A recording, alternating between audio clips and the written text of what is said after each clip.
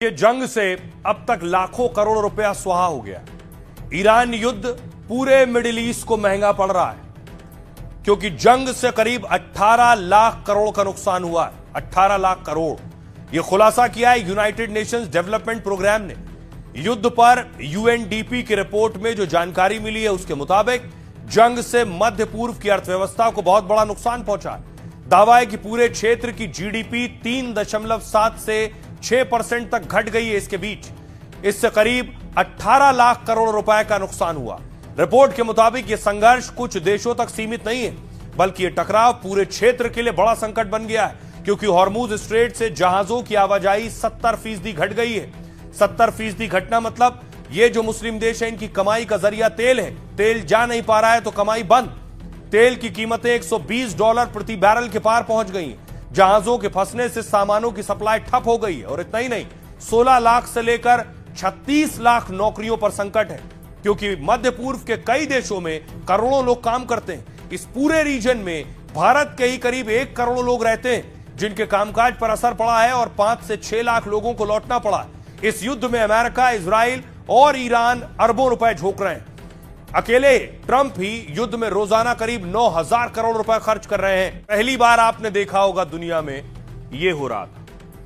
जो ट्रंप करीब 1 महीने पहले अपने ऑफिस में प्रार्थना कर रहे थे, अमेरिका की रक्षा के लिए हाथ जोड़कर दुआ और प्रेयर कर रहे थे, उन्हीं ट्रंप को अब जीसस यानी ईसा मसीह जैसा बताया जा रहा है।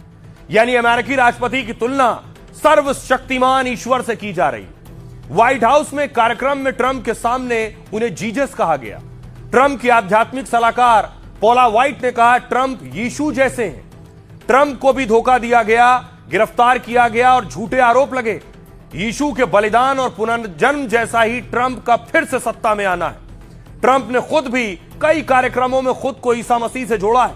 ट्रंप कह रहे हैं जैसे जीसस का राजा के रूप में स्वागत हुआ था वैसे ही लोग अमेरिका और दुनिया में उन्हें भी राजा कहते हैं, लेकिन ईसा मसीह की तरह उन्हें अपनों से विश्वासघात मिल रहा है। अब गुड फ्राइडे से पहले व्हाइट हाउस में ट्रंप की जीसस से तुलना हुई है, लेकिन ईसाई धर्मगुरु और ट्रंप के आलोचकों ने इस तुलना को बहुत गलत बताया और अपनी नाराजगी जताई है। उन्होंने जीसस से ट्रंप की तुलना को ईश, निंदा और अपमानजनक बताया है। उनका तर्क है कि यीशु ने विनम्रता और बलिदान का रास्ता चुना था जबकि ट्रंप की नीतियां और टारगेट ईसा मसीह के कदम के खिलाफ है।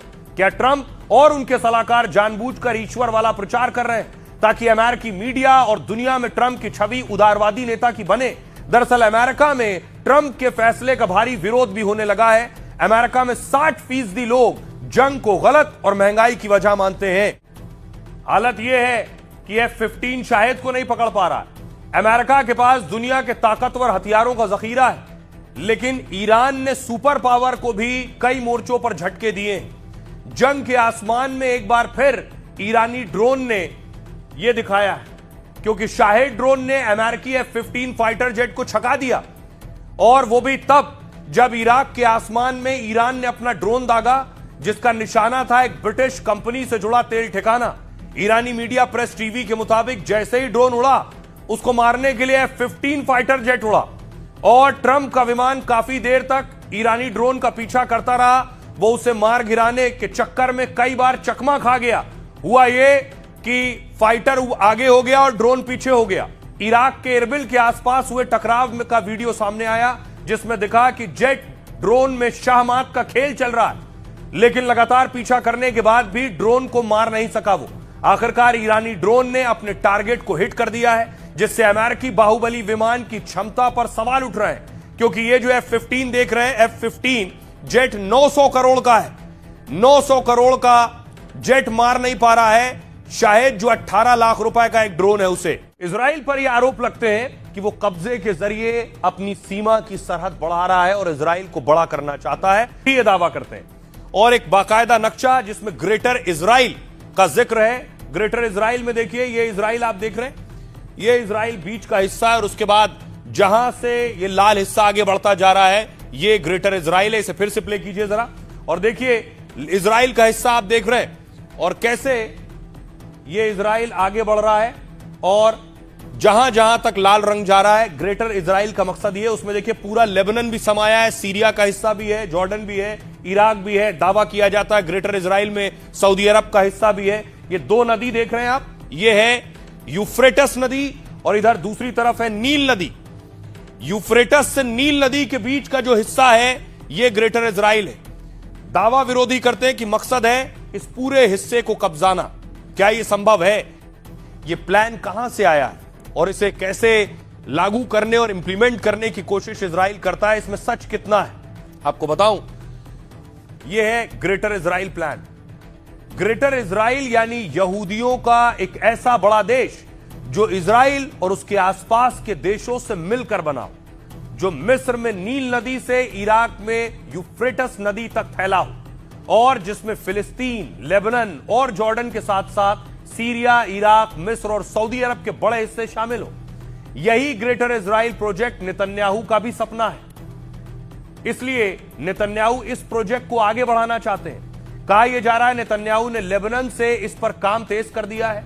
जब ईरान और अमेरिका इजराइल की जंग चल रही और उसी दौरान इजराइल लेबनान में हिजबुल्लाह पर हमले कर रहा है। दावा है कि इजराइल की सेना लेबनान के अंदर घुसती जा रही है। रिपोर्ट्स के मुताबिक इजरायली सेना लेबनान में 8 किलोमीटर तक अंदर घुस गई। इतना ही नहीं, नेतन्याहू की सेना ने कई गांवों पर भी कब्जा कर लिया है, जिसकी वजह से वहां रहने वाले कई लेबनानी पलायन कर गए। जिन इलाकों पर इजरायली कब्जा हुआ है फौज का, कहा जा रहा है वहां एक बफर जोन बनाएगी इजरायली सेना, यानी लेबनान में घुसकर उन्हीं की धरती से इजराइल की सेना जंग लड़ेगी। पहले ही सिनाई, वेस्ट बैंक, गाजा के कई इलाकों पर कब्जा कर चुकी है। अब लेबनान की धरती कब्जा कर इजराइल वो पूरा प्रोजेक्ट कर रही है, जिसका जिक्र हिब्रू बाइबल में यहूदियों की भूमि के नाम से है। 19वीं सदी में यहूदी विद्वान थियोडोर हर्जल ने इस विचार को रखा था। 1967 के बाद से इजराइल में ग्रेटर इजराइल प्रोजेक्ट खूब लोकप्रिय है। लंबे वक्त से इजराइल में यही धारणा है और क्योंकि इजरायली इसे बाइबल के अनुसार